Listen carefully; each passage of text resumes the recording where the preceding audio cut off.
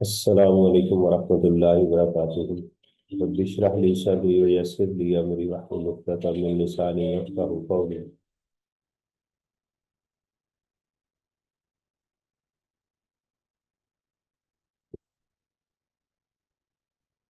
अच्छा जी, आज अल्हम्दुलिल्लाह हम एक बड़ा अच्छा सेशन जो है वो स्टार्ट करने जा रहे हैं। और इसके अंदर मेरा जो आज पैटर्न होगा वो मैं पहले सेल्स टैक्स का जो न्यूमेरिकल का टेम्पलेट है, ये क्वेश्चन नंबर 7 या 6 होगा आपके पास एग्जाम में कैफ 2 के अंदर। तो मेरी आवाज़ बताइएगा, सबको क्लियर है? कोई आपको? एक मिनट जी, मैं अगर इसको बड़ा करूँ।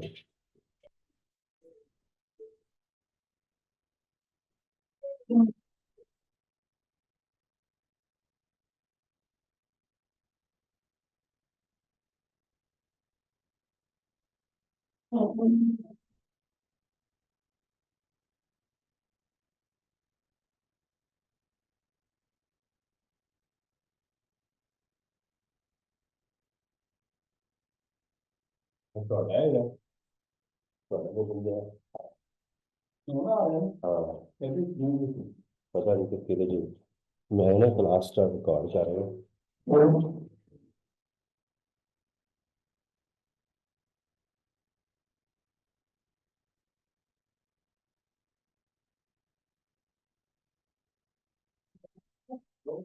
ओ, मर जाएगा।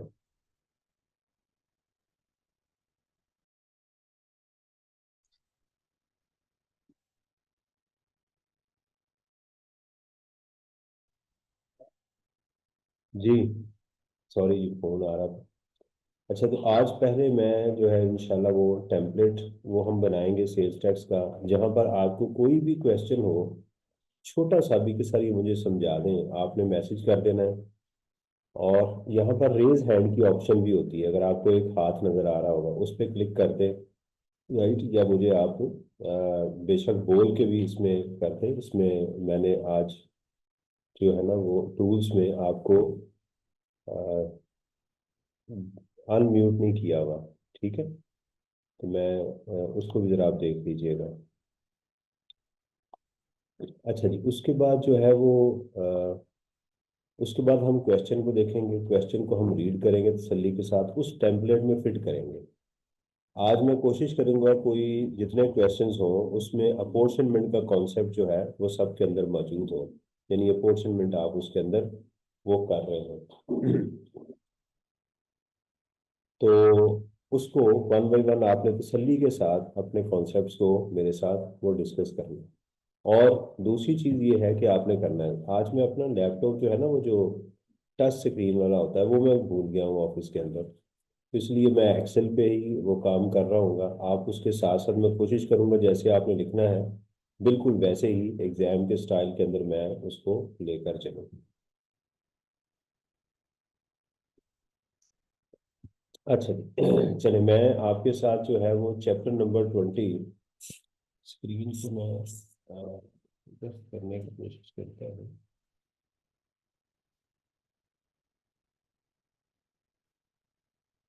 कैमरा जरा इधर कर लो। जी, ये मैं आपके साथ अपनी स्क्रीन शेयर करूंगा, और उसके अंदर चैप्टर नंबर 25A जो है खालिद साहब की बुक का, वो मैं आपके साथ वो शेयर करता हूँ।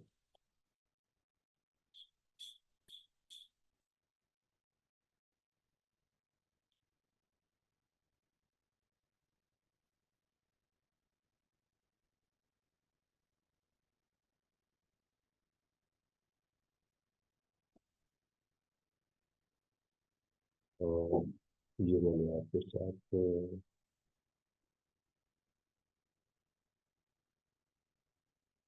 ये शेयर करता हूँ, ठीक है जी। इसके अंदर हमारे पास जो एक क्वेश्चन है, आज हम जो मेजर क्वेश्चन करने जा रहे हैं, पहले क्वेश्चन नंबर 4 कर लेते हैं जी, ये बात दिस वन। ठीक है, मैं इस क्वेश्चन को यहाँ पर ले आऊँ ताकि आपको क्लियर हो जाए। क्वेश्चन नंबर 4 है आपका, और इसकी रिक्वायरमेंट है compute the sales tax liability for the month.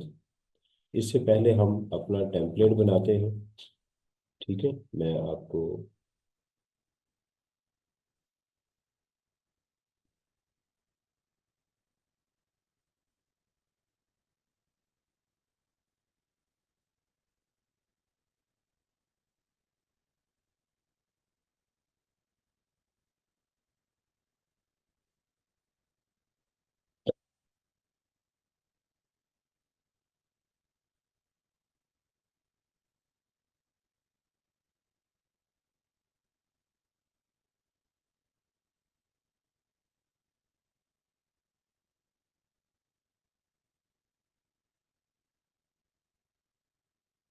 अच्छा जी, हमारे क्वेश्चन के अंदर जो सबसे पहले जो हमारा टेम्पलेट है उसके अंदर हम सबसे पहले सेल्स को देखेंगे कि हमारे पास जो सेल्स है वो किस तरह की है, क्या वो डाइवर्सिफाइड है या नहीं है। डाइवर्सिफाइड मीन एक से ज़्यादा उनके ट्राइब्स मौजूद हैं, उसको हम लेकर चलेंगे। और जब हम देखेंगे कि हमारे पास जो इनपुट टैक्स है वो एक से डिफरेंट तरह का है, सॉरी जो आउटपुट है वो एक से डिफरेंट तरह की है, लेकिन उनका जो एक्सपेंसेस हैं पर खासकर सबसे बड़ा एक्सपेंस जो आपको सेल्स टैक्स में मिलेगा वो परचेज का मिलेगा। तो वो कॉमन पड़ा हुआ है, उसकी एग्जामिनर हमें कुछ भी नहीं बता रहा। तो हम करेंगे क्या, सबसे पहले हमारी वर्किंग वन स्टार्ट होगी जिसमें हम लिखेंगे रेजिजुअल या कॉमन इनपुट टैक्स। ये वो इनपुट टैक्स होगा जिसका जिसको हम अपोर्शन करना चाहते हैं, वो दो या तीन एक्टिविटीज में हमने इसको डिवाइड करना है। ये वर्किंग बनाएंगे, उसके बाद इस वर्किंग के अंदर हमारे पास दो तरह की वर्किंग्स आ सकती हैं, एक रॉ मटेरियल की और दूसरी हमारे फिक्स एसेट्स की। ठीक है, उसके बाद पहली वर्किंग करने के बाद हम ये काम करेंगे कि इसकी अपोर्शनमेंट करेंगे। सही है। ठीक है, ये हमारे पास आ जाएगी जी इसकी वर्किंग टू।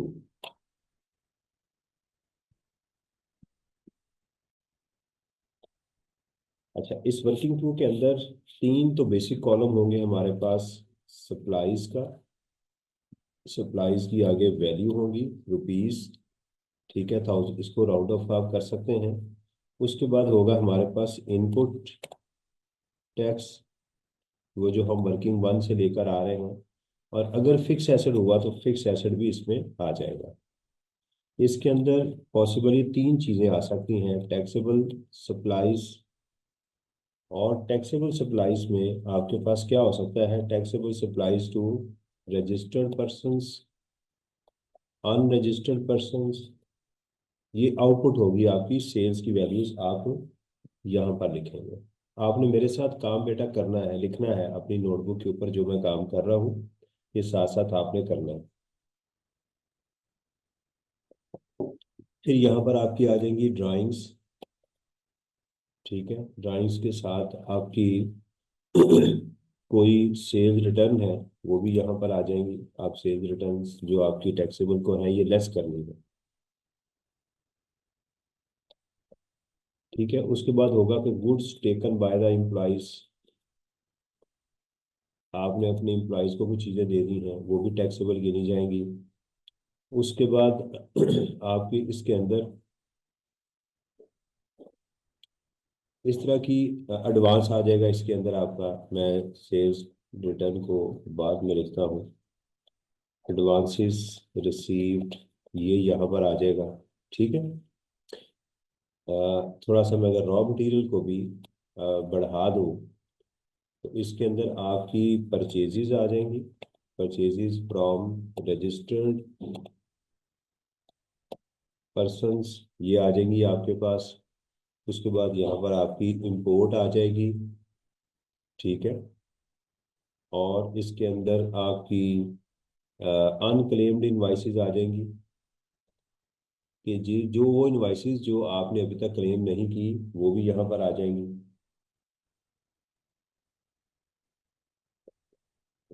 जो 6 महीने तक की इनवाइसेस आप यहाँ पर क्लेम कर सकते हैं।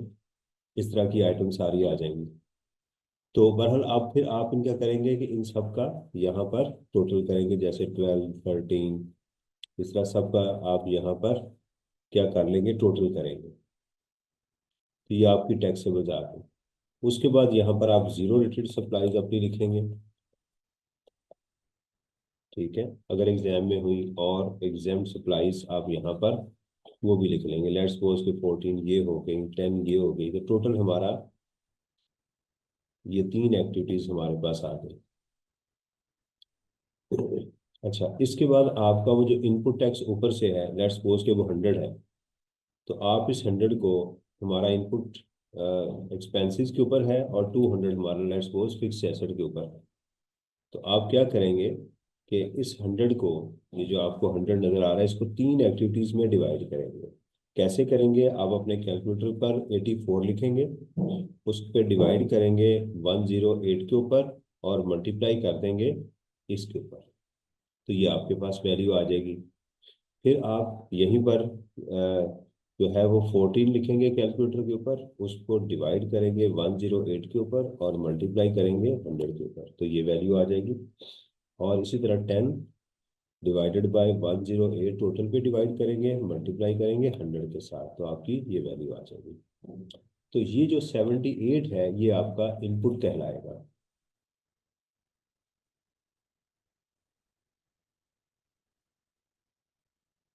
ठीक है जी, ये आपका, इसको मैं इसको येलो कर दूं, ये आपका इनपुट कहलाएगा। इसी तरह आप 200 फिक्स एसेट अगर आपके सवाल में मौजूद है, तो उसको भी इसी तरह आप डिवाइड करेंगे, जितनी भी एक्टिविटीज में है वो। अब 84 डिवाइडेड बाय 108 मल्टीप्लाइड बाय 200, इसी तरह फिर 14 के अकॉर्डिंगली और मल्टीप्लाई करेंगे 200 के साथ। फिर आप इसको 10 डिवाइडेड बाय 108 मल्टीप्लाइड बाय 200। तो एक आपके इसमें से, इस वर्किंग टू में से, ये जो आपको नजर आ रही है, इसमें से दो आपकी इनपुट निकल आएंगी, एक 78 और एक 156, जो भी वैल्यू यहाँ पर आएगी। ये इसको मैं थोड़ा सा डार्क कर देता हूँ ताकि फर्क आ जाए। ये दोनों आपकी टोटल ये है इनपुट जो मुझे अपने क्वेश्चन के अंदर चाहिए। ये जो आपको 13 और 26 नजर आ रहा है, ये मेरे क्वेश्चन में क्या हो जाएगा, जीरो रेटेड हो जाएंगे। ठीक है, ये वाला मैंने इन दो, ये दोनों सेम होंगी, इसका कोई फर्दर नहीं होगा, इसका फर्दर कोई ट्रीटमेंट नहीं होगा। यानी बेसिकली मुझे अपने इस वर्किंग के अंदर दो वैल्यूज चाहिए, ये वाली, और इसका कोई ट्रीटमेंट, इसको हम रिफंड क्लेम कर लेंगे। इसको मैं अपना इनपुट कहूंगा, इसको अब मैं क्वेश्चन में अपना इनपुट कहूंगा, जी मुझे ये इनपुट मिल गया। सही है। अब हम ये करेंगे कि क्वेश्चन में चले जाएंगे। ये दो वर्किंग्स होंगी, ये दो वर्किंग्स कब करेंगे, जब हमारे पास यहाँ पर डिफरेंट तरह की डाइवर्सिफाइड सप्लाईज होंगी। दो भी हो सकती है एग्जाम में, तीन भी हो सकती हैं, तो जिस तरह से हो उस तरह से आप उसको करेंगे। फिक्स एसेट एक भी हो सकता है और एक से ज्यादा भी हो सकते हैं। अल्हम्दुलिल्लाह। अच्छा जी, अब आगे क्वेश्चन के अंदर आउटपुट टैक्स। ठीक है जी, यहाँ से आप एक काम ये कर सकते हैं कि आप ये, अच्छा बेसिकली तो ये जो जितनी जो आइटम लिखी है ना, ये सारी की सारी डिटो अब यहाँ पर आनी है, ये बात याद रखें। एज इट इज आपने उठा के यहाँ पर ले आनी है। फर्क इसमें क्या होगा, फर्क इसमें ये होगा कि यहाँ पर इसकी ओरिजिनल वैल्यूज थी और यहाँ पर आप क्या लेंगे, इसका 18% सेल्स टैक्स, इसकी परसेंटेज जो है वो यहाँ पर आप लेकर चलेंगे। ठीक है, तो हमारे पास यहाँ पर कोई इसकी वैल्यू आ जाएगी। लेट्स सपोज कि आपका यहाँ पर 12 था, मैं इनको भी ले लेता हूँ ताकि करने में थोड़ी सी आपको क्लैरिटी आ जाए। हमने यहाँ नहीं ली थी goods taken by the employees, let's suppose वो 15 आ गई। सेल्स रिटर्न हमारे पास जो थी वो मैं से कर लेता हूँ 5 कर ले और 9 कर लेते हैं। ठीक, तो हमारी 45 goods taken by the employ 15, और सेल्स रिटर्न हमारी ये आ गई -9। ठीक है, एक वैल्यू भी ली जा सकती है एग्जाम के अंदर, आप बजाय सारी लिखने के 90 भी लिख सकते हैं कि good supplies to taxable supplies यहाँ लिख के आप कर सकते हैं। तो मैं भी वैल्यू नहीं ले रहा ताकि टाइम सेव हो जाए। आप क्या करेंगे, यहाँ पर आपकी कोई एक्स वैल्यू आ जाएगी सेल्स टैक्स की। ठीक है, इसको आप डबल लाइन से क्लोज करेंगे।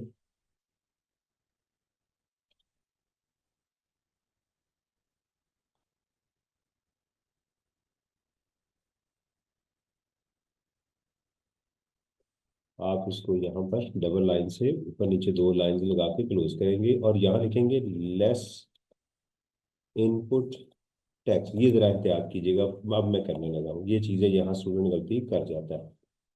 यहाँ से एक इनपुट बेटा आपके पास ये आ रहा है 79 और एक 158 आ रहा है। अब आप यहाँ लिखेंगे लेस कॉमन इनपुट टैक्स, यानी अपोर्शन जिसको कहते हैं कॉमन इनपुट टैक्स, और इसका रेफरेंस दे देंगे वर्किंग टू का। वो आप यहाँ पर लेट्स जो भी वैल्यू है वो लिखेंगे। इसमें आपने ऐड करना है ब्रॉड फॉरवर्ड इनपुट टैक्स जो पिछले महीनों से आपके पास आया हुआ था, वो आप इसमें ऐड करेंगे एक्स वैल्यू जो है। ठीक है, और अगर कोई स्पेसिफिक उसने दिया हुआ है कि वो सिर्फ टैक्सेबल एक्टिविटी में परचेजेस कुछ इस्तेमाल हुई हैं, वो खास रॉ मटेरियल है, तो उसको भी आप यहाँ पर ऐड कर सकते हैं। ऐड स्पेसिफिक रॉ मटेरियल या एक्सपेंस जो भी है यहाँ इस्तेमाल हुआ, आप उसको भी, जब इसको आप ऐड कर लेंगे इन तीनों को,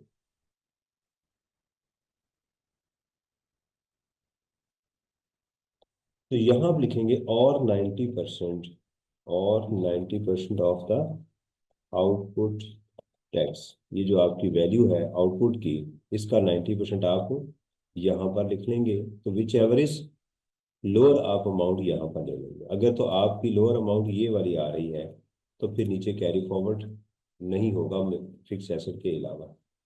फिर आप इसमें से नीचे दोबारा लेस करेंगे, less input tax on fixed assets.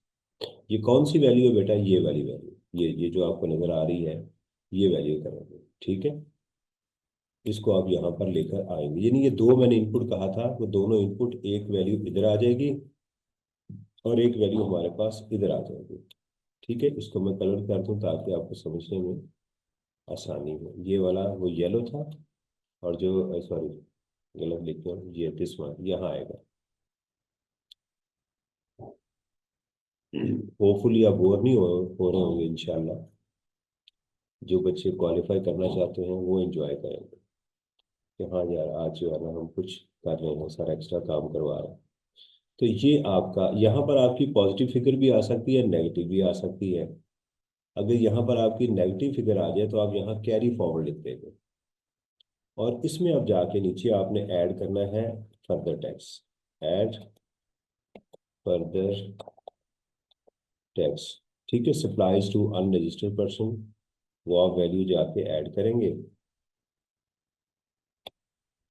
आपका सेल्स टैक्स पेएबल आ जाएगा।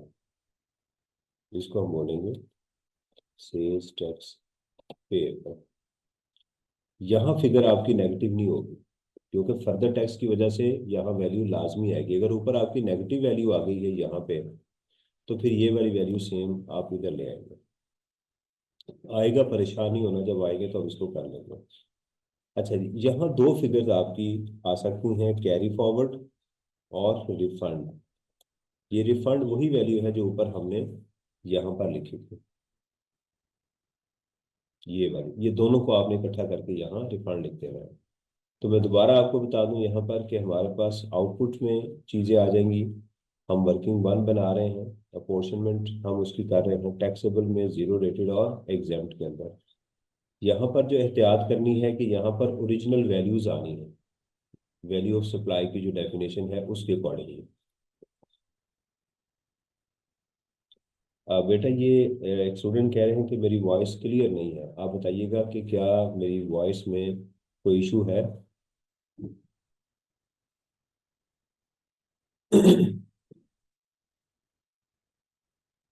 आ, कासिम जरा आप अपना इंटरनेट जरा प्लीज चेक कर लीजिएगा इसको, कि उसमें कोई इशू ना आ रहा हो।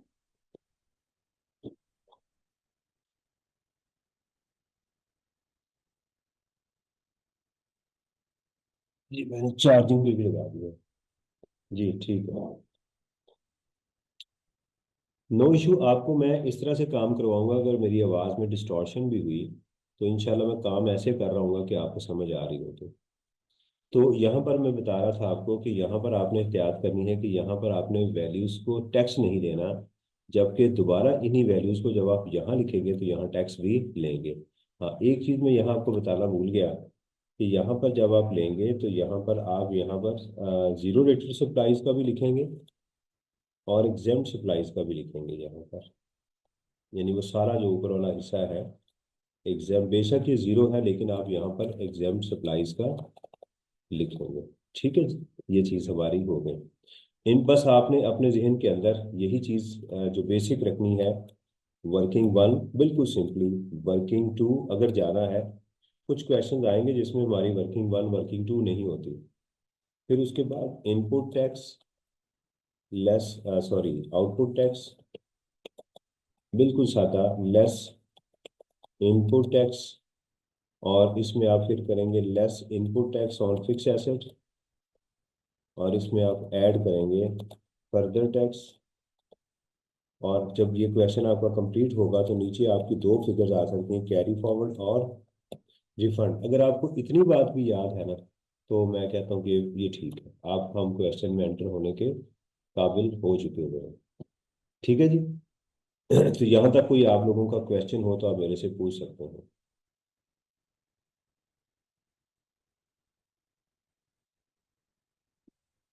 ये फाइल्स आपके जो टीए हैं वो आपके साथ शेयर कर देंगे बाद में, जो भी मैं वर्किंग करूंगा आपके साथ आपको फाइल मिल जाएगी। आप मेरे साथ इफेक्टिवली कम्युनिकेट करते रहेंगे तो मुझे इस बात से समझ आ जाएगी। यहाँ मैं लिख देता हूँ टैक्स प्रैक्टिस। चलिए अब हम अपने क्वेश्चन के ऊपर चलते हैं। क्वेश्चन के अंदर हमारे पास,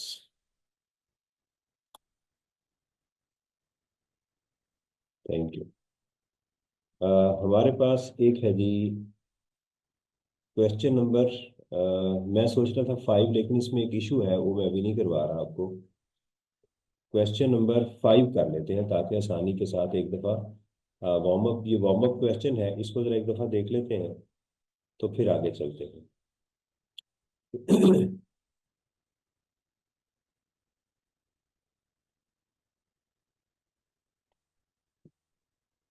अच्छा जी, ये देखिएगा इसकी रिक्वायरमेंट है calculate sales tax payable for the month. ये वो बात हमें कर रहे हैं कि जी आप वो कैलकुलेट करें। अच्छा अब देखिएगा इसमें कहते हैं जी mister A engage in the manufacturing of taxable good and is registered as manufacturer cum exporter.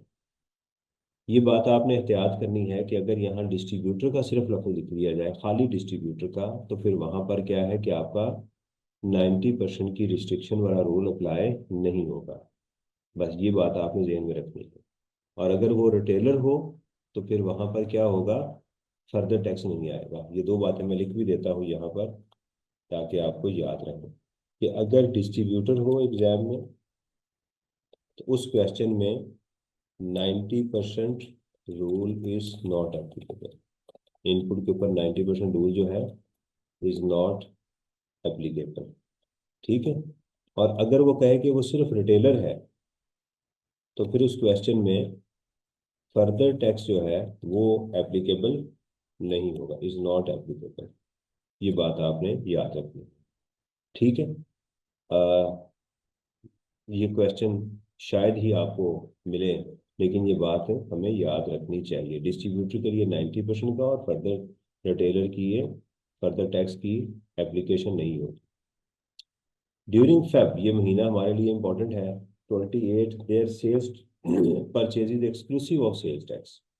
ये इसने बता दिया कि इन वैल्यूज में सेल्स टैक्स शामिल नहीं है। अगर शामिल होगा तो हम अगर ना भी ये बताया जाए तो हम यही लेंगे कि ये एक्सक्लूसिव है। वह recorded as follows, local purchases from registered person 9 million की है, local purchases from unregistered person ये है, तो इसलिए हमारी इग्नोर हो जाएगी। ये हमारी लाइन जो है क्या होगी, मैं इसको ग्रे एरिया में डाल देता हूँ ताकि आपको समझ आ जाए, इसका कोई ट्रीटमेंट नहीं है। एग्जामिनर कुछ ऐसी इंफॉर्मेशन आपको प्रोवाइड करता है जो इररेलेवेंट होती है, उसके भी मार्क्स होते हैं, ये बात याद रखें। इररेलेवेंट इंफॉर्मेशन के भी मार्क्स होते हैं। इंपोर्ट ऑफ रॉ मटेरियल, ये देखिएगा, अगर वो लिखे इंपोर्ट ऑफ रॉ मटेरियल तो ये नॉर्मल परचेज है आपकी, इसमें कोई और चीज़ नहीं है। फिर कहते हैं जी sales tax 150 paid with electricity bill, ये हमारा इनपुट टैक्स है। तो हमारे पास इस क्वेश्चन में जो इंफॉर्मेशन आ गई इनपुट टैक्स की, वो ये वाली आ गई। मैं इसको ज़रा थोड़ा सा इसको येलो कर देता हूँ, ये आ गई। यानी टोटल 4 लाइनें थी, टोटल एक्सपेंसेस उसने दिए थे वो 4 थे।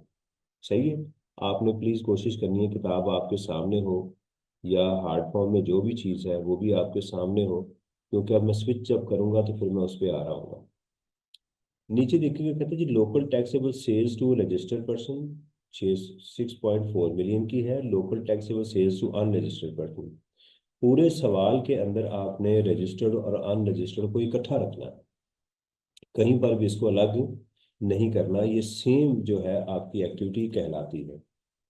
तो मैंने इसको भी जरा थोड़ा सा कलर कर दिया, ये वाला। ठीक है जी। और हमारे पास एक्सपोर्ट्स है वो 6 मिलियन की, इसको मैं ग्रीन कर देता हूँ। आज थोड़ा सा कलर कलर खेलते हैं ताकि थोड़ी सी ये हो जाए। अब देखिएगा हमारे पास ये जो ऊपर 4 आइटम्स हैं ये सारी हमारे एक्सपेंसेस की हैं। हमारी यहाँ पर सेल्स 2 तरह की मौजूद है। ठीक है जी, हमारे पास 2 तरह की सेल्स मौजूद है, एक ये लोकल है और एक एक्सपोर्ट की है। इसमें तीसरी सेल एग्जाम्प्ट वाली नहीं है। लेकिन अब सवाल ये पैदा होता था कि मुझे जो एक्सपोर्ट की है इसका मुझे इनपुट चाहिए, क्योंकि ये मैंने एफपीआर से, वो जो पीछे आपको नजर आ रहा है, इससे मैंने रिफंड लेना है। और ये जो ऊपर है सेल, इसका इसके अगेंस्ट जो मुझे रिफंड मिलना है वो लोगों को जब मैं सेल करूंगा तो उसमें से अपना एडजस्ट कर लूंगा।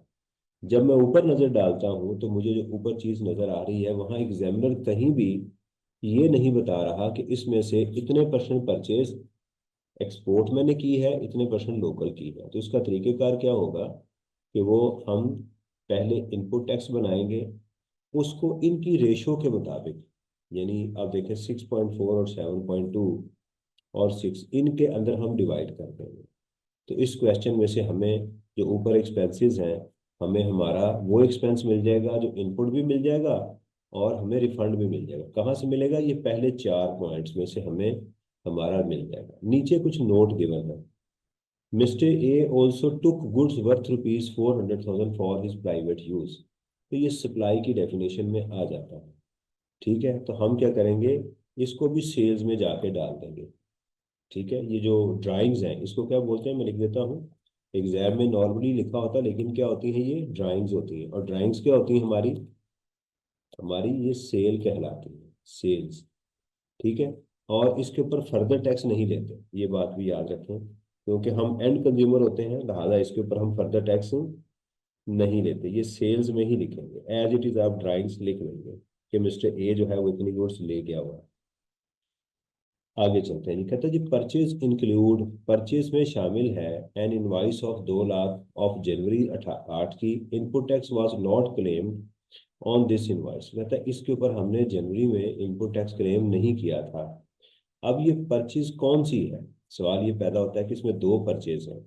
एक हमारे पास परचेज ये वाली है रजिस्टर्ड की, और एक हमारे पास है अनरजिस्टर्ड की। एग्जामिनर नहीं बता रहा कि कौन सी परचेज है, तो हम इसको कौन सी लेंगे, ये कि इस 90 लाख के अंदर वो कहता है 2 लाख रुपए की रजिस्टर्ड में 2 लाख रुपए की परचेज ऐसी है जो पिछले महीने की थी। अब मैं आपको यहाँ पर रूल बताता जाऊं कि आप किसी महीने में अगर कोई परचेज करना भूल गए हैं तो लॉ ये कहता है कि आप अगले 6 महीनों तक उसको क्लेम कर सकते हैं। तो वो जो 90 लाख की वैल्यू है, कहता है उसमें जो 2 लाख की वैल्यू ऐसी है जो इस महीने की परचेज नहीं है, वो पिछले महीने की है। तो हम कहेंगे ठीक है, ये वैल्यू ठीक पड़ी हुई है। तो लिहाजा हमारे इस सवाल के अंदर इस लाइन का कोई ट्रीटमेंट नहीं होगा, क्योंकि जो वैल्यू पड़ी हुई है वो ठीक पड़ी हुई है, तो हम इसको भी कर देंगे। तो मेरा बेटा आपको सवाल के अंदर इस चीज का भी पता होना चाहिए कि कौन सी वैल्यू है। अब देखें, अगर आप पूरे सवाल को देखें तो मैंने 2 लाइनों को ग्रे में किया हुआ है। अनरजिस्टर्ड से जो परचेज की, इसको हम लिखेंगे लेकिन सवाल में इसका कोई ट्रीटमेंट नहीं होगा। और ये जो नीचे लाइन है वो कह रहा है कि इस 90 लाख के अंदर 2 लाख रुपए इसमें शामिल है, इस वैल्यू के अंदर, तो हम कहेंगे वो ठीक शामिल, लिहाजा इसका भी कोई ये जस्ट इंफॉर्मेशन थी। तो उस इंफॉर्मेशन का देखना है कुछ करना है या नहीं करना। मिसाल के तौर पे मैं आपको, सॉरी, स्क्रीन भी शेयर कर दूं। तो इस वैल्यू का देखें, मैं आपको एक मिसाल देता हूँ, मैं थोड़ा थोड़ा वर्चुअली आपको दिखाता जाऊं। अगर आप टी बना रहे हैं, टी मेकिंग, तो आपकी अगर वालदा कहें कि बेटा मैंने इसमें शुगर डाल दी हुई है, तो मजीद डालेंगे? नहीं डालेंगे, तो जस्ट एक इंफॉर्मेशन थी। समझ आ रही है ना? और अगर वो कहें कि ये चीनी जो जो चाय तो तैयार हो गई है लेकिन बेटा इसके अंदर हमने अभी चीनी नहीं डाली, तो फिर आप डाल देंगे। बस ये चीज़ आपने जहन में रखनी है। जितना सवाल को जो बच्चा क्वेश्चन को जितना अच्छा पढ़ता है ना, वो उतना अच्छा सॉल्व करता है। ये बात याद रखें। जिस स्टूडेंट की दौड़ लगी होती है ना, मैं इतने सवाल कर लूँ, आज मैंने 4 कर लिए और आगे जाके शेखी मारनी है, ये बच्चा खता खा जाता है। जो सवाल को तसल्ली से नहीं करता वो उस खता खा जाता है एग्जाम के अंदर। तो इसलिए तसल्ली के साथ आपने करना है। मैंने आपको बताया था मैं क्वेश्चन याद कर लेता। मैंने यानी जैसे ये क्वेश्चन है तो मैंने सोचना कि यार इसके अंदर परचेज थी रजिस्टर्ड को, अनरजिस्टर्ड थी, इंपोर्ट थी, बिजली का बिल भी इसमें शामिल था, और इसमें 3 तरह की सेल थी, एक रजिस्टर्ड को, एक अनरजिस्टर्ड को, एक एक्सपोर्ट थी। फिर नीचे नोट के अंदर एग्जामिनर ड्राइंग्स भी दी हुई थी। तो मेरे जहन में वो चीज़ चल रही होती थी, तो उससे बड़ा अच्छा होता है। चलें इस क्वेश्चन को करते हैं।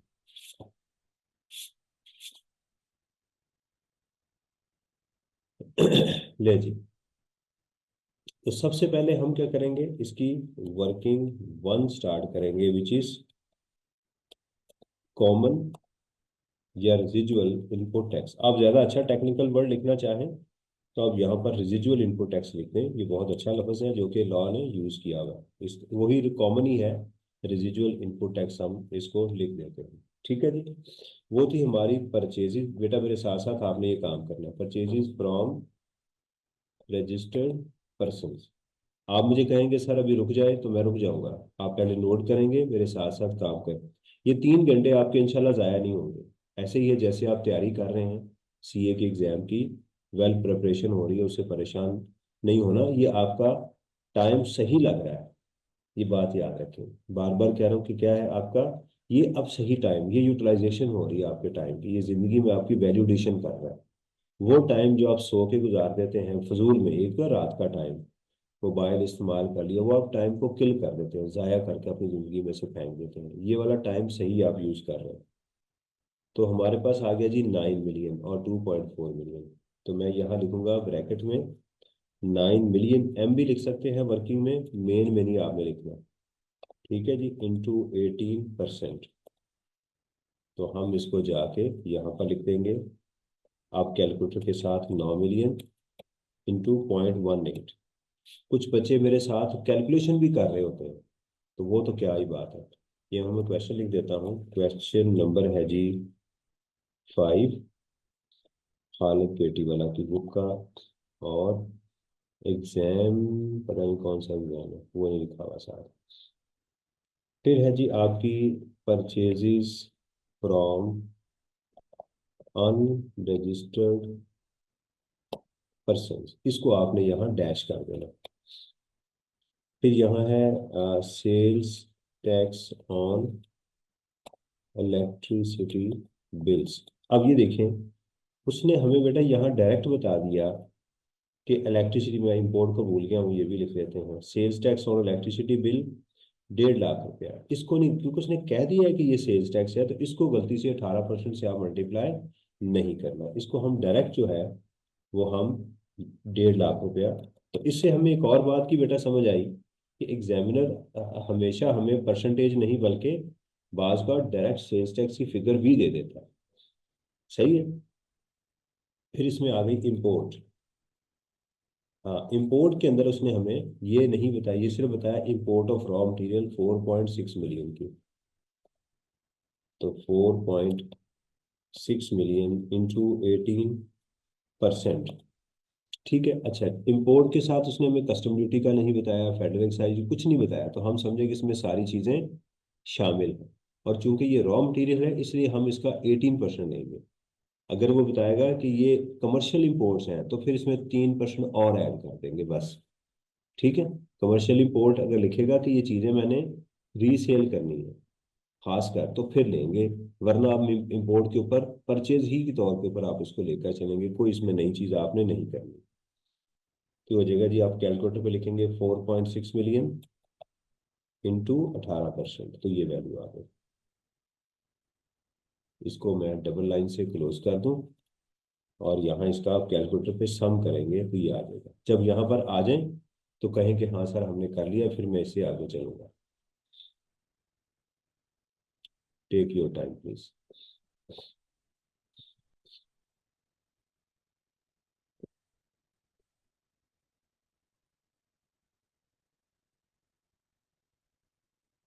जी बेटा, कुछ पार्टिसिपेंट का क्वेश्चन है।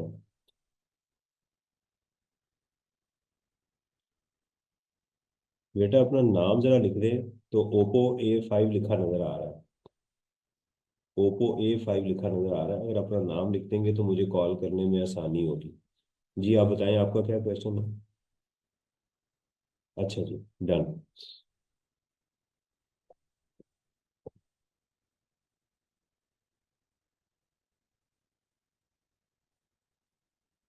ले जी, अब चलते हैं हम वर्किंग टू के ऊपर, अपोर्शनमेंट के ऊपर।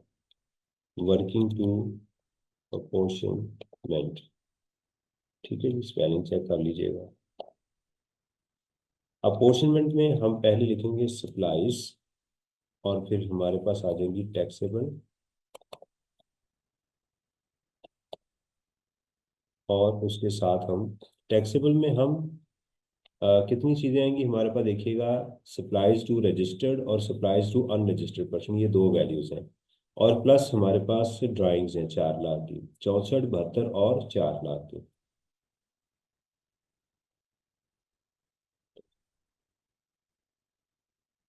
Supplies to registered, supplies to registered और ड्राइंग्स। यहाँ पर मेरा बेटा पूरी वैल्यू लिखनी है जो आपको एग्जाम में गिवन थी, 64 लाख की, 72 लाख की और 4 लाख की। हम जरा कंफर्म कर लेते हैं। 64 लाख, 72 लाख और 4 लाख। ये मेरी आ गई टैक्सेबल सप्लाईज। 14 मिलियन की मेरे पास टैक्सेबल सप्लाईज आ गई। और यहाँ पर हमारे पास जो एक्सपोर्ट है वो है जी हमारे पास 6 मिलियन की।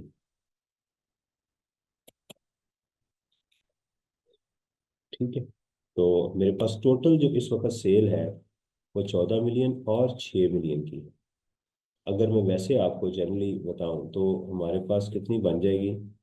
ये 14 मिलियन की टैक्सेबल हो गई और 6 मिलियन की ये हो गई। सही है। अच्छा, अब यहाँ पर आपने जो इनपुट कैलकुलेट किया है ये आप सेम एज इट इज यहाँ ले आएंगे। ठीक है। 2598 का ये हमारा इनपुट था। अब इसको क्या करेंगे, इसको 14 मिलियन तकसीम 20 मल्टीप्लाइड बाय 58, फिर 6 मिलियन डिवाइडेड बाय 20 मिलियन। और ये दूसरा तरीकेकार मैंने आपको क्या बताया कि आप यहाँ पर परसेंटेज बना लें इससे पहले। एक कॉलम के अंदर आप यहाँ लिखेंगे 14 डिवाइडेड बाय 20, 70% ये हो गया, और 6 इसको कर लें 30। तो आप 2 पॉइंट इनपुट का 70% ये आपका इनपुट बन जाएगा और 30% आपका रिफंड हो जाएगा। मैं दोबारा उसी तरह इसको ज़रा हाईलाइट कर दूँ। ये मेरा इनपुट, मैं इसको अब इनपुट बोलूँगा और ये मेरा क्या हो जाएगा, रिफंड हो जाएगा। ठीक है जी। अब मेरे सवाल में से यहाँ आ गया जी। ओके करें, फिर मैं आगे चलता हूँ।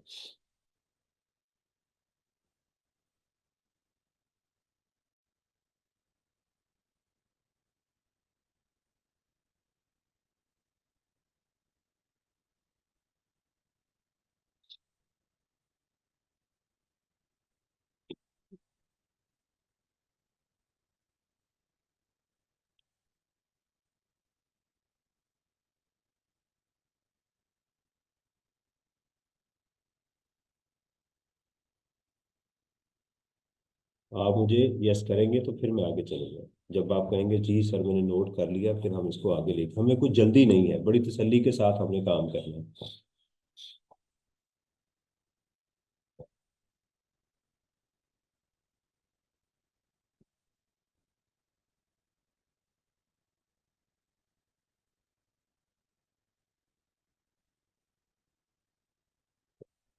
जी वेल डन। ले जी, अब आपने फिगर 18 लाख की याद रखनी है और इसको एंड पे, यानी सवाल में ये फिगर और ये एंड पे, बस दो फिगरें वो आपने याद रखनी है। वेरी गुड, शाबाश। अच्छा अब सवाल में क्या लिखेंगे, आउटपुट टैक्स, मैं भी लिख लेता हूँ। ठीक है, और लेस टेम्पलेट बना लेते हैं, इनपुट टैक्स।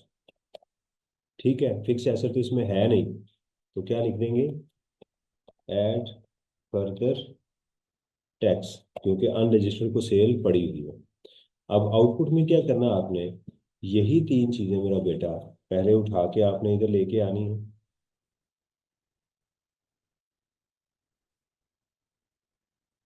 और एक्सपोर्ट भी आपने ले आनी है इधर, यानी सारा कुछ आपने इधर लिख लेना है। सही है। अब यहाँ पर क्या करेंगे कि हम यहाँ पर 6.4 मिलियन ऐसे ही लिख लें। अब यहाँ पर आपने इसकी परसेंटेज लेनी है। जी वलीद बेटा, Walid you have raise your hand. आप अपना माइक ऑन कर सकते हैं। Then sir I I will was decide we will use the percentage method और नॉट। परसेंटेज किसकी बेटा मैं हम लेंगे, सर आपने ऊपर ये ड्राइंग्स क्वेश्चन नहीं हमारी किया सेल हुआ कहलाएंगी। ठीक है, जो हमारी सेल होगी वो हम जाके इसमें वो डाल देंगे। ठीक है, ड्राइंग यानी समझे कि ऐसे ही जैसे रजिस्टर्ड पर्सन को सेल हुई, और इसको हम टोटल करेंगे, ऑटोमेटिकली इस परसेंटेज में आ जाएगी।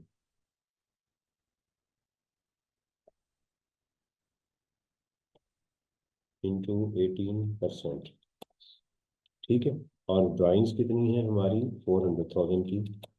आप यहाँ के लिख सकते हैं एग्जाम में, मेन में ही आपने के और एम लिखना। तो हमारी आउटपुट कितनी आ जाएगी, 6.4 इंटू 18%, और 7.2 इंटू 18%, और 4 लाख इंटू 18। ठीक है जी, और एक्सपोर्ट में नील हो गए। और यहाँ पर हम इसका टोटल करके डबल लाइन से इसको क्लोज कर दें। जी ये बताइएगा,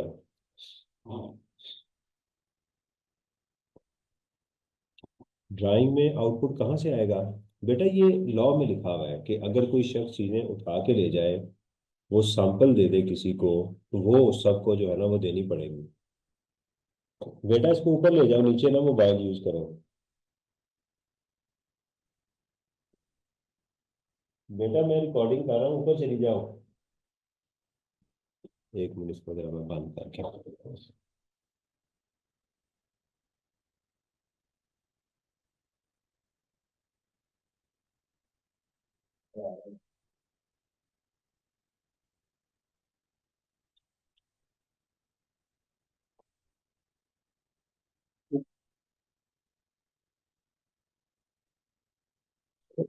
मेहमान आए हुए, मेरा नेट बच्चे यूज कर रहे थे तो मैंने कहा शोर करें।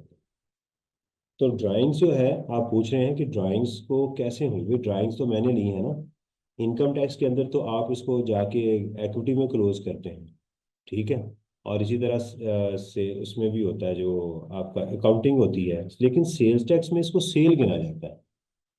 ठीक है, तो ये है, आप इसके लिए सप्लाई की डेफिनेशन देखेंगे, वहां लिखा हुआ है पुटिंग टू प्राइवेट यूज। तो सेल आपने ड्राइंग्स को सेल गिनना है, एम्प्लॉयज को दे दें वो भी सेल होगी, ये सारी सेल्स कहलाएंगी। ओके। नहीं जी, अब हमने क्या करना है, ये जो 18 लाख की वैल्यू है उसको लेकर आना है यहाँ पे। ठीक है जी, कॉमन या अपोर्शन कॉमन इनपुट टैक्स। तो आपकी ये वैल्यू यहाँ आ जाएगी, मैं इसको साथ कलर कर दूँ। देखिए मैं फ्री हूँ, मुझे कोई जल्दी नहीं है।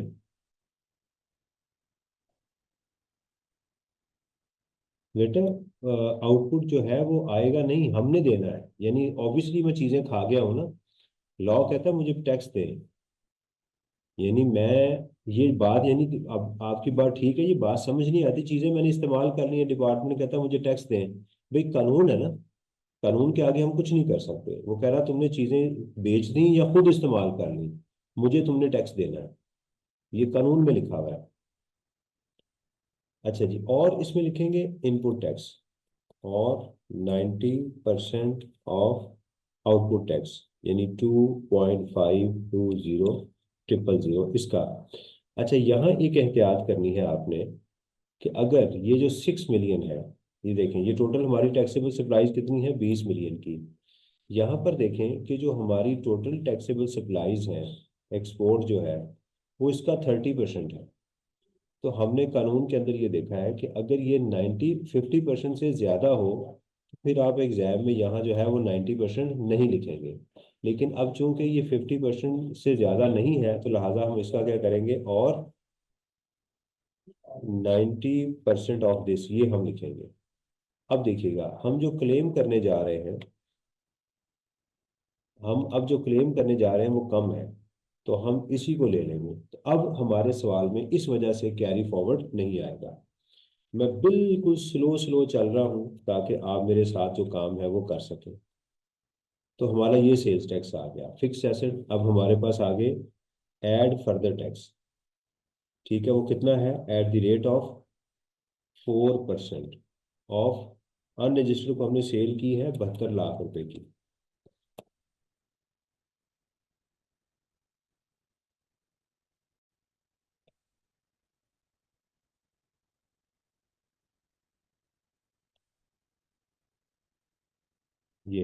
इसको हम बोलेंगे सेल्स टैक्स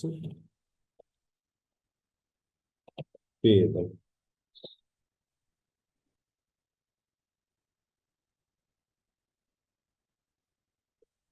अच्छा, यहाँ आपने दो चीजें सोचनी है कि क्या इस सवाल में कैरी फॉरवर्ड है, नजर नहीं आ रहा। क्या इसमें रिफंड है, तो आपको यहाँ से नजर आ रहा है कि ये मेरे पास रिफंड मौजूद है। तो आप यहाँ लिखेंगे सेल्स टैक्स रिफंडेबल, और यहाँ रेफरेंस दे देंगे कि वर्किंग टू से है। ये ये हमारा क्वेश्चन, मैंने इसको भी ग्रीन कर देता हूँ ताकि आप कर लें। जब आप ओके करेंगे फिर हम नेक्स्ट क्वेश्चन की तरफ चलेंगे। तो ये तो एक समझिए कि वार्म अप क्वेश्चन था जो हमने अभी यहाँ पर किया है।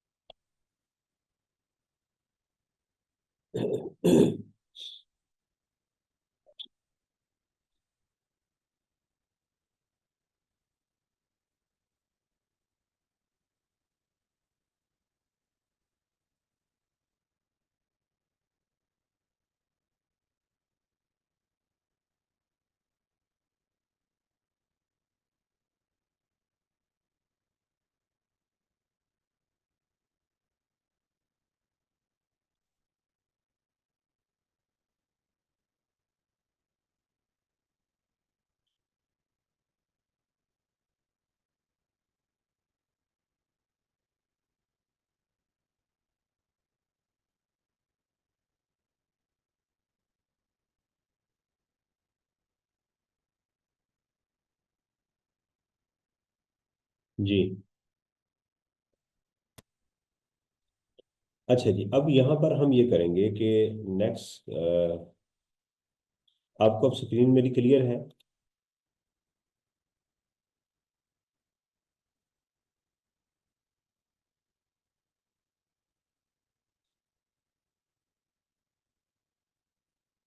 कौन सी बेटा वैल्यू, ये वाला? ये देखिएगा, ये कह रहे हैं कि ये वैल्यू कैसे मैंने कैलकुलेट की है। इसके अंदर जो आउटपुट टैक्स है minus input tax, output tax minus input tax, ये जो हमारी वैल्यू है उससे हमारा जो है ये वैल्यू आ रही है 7,01,400 रुपये। मेरा ख्याल यही आप पूछ रहे हैं।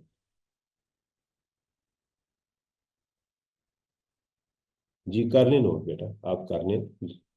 जब करेंगे फिर आगे चलेंगे।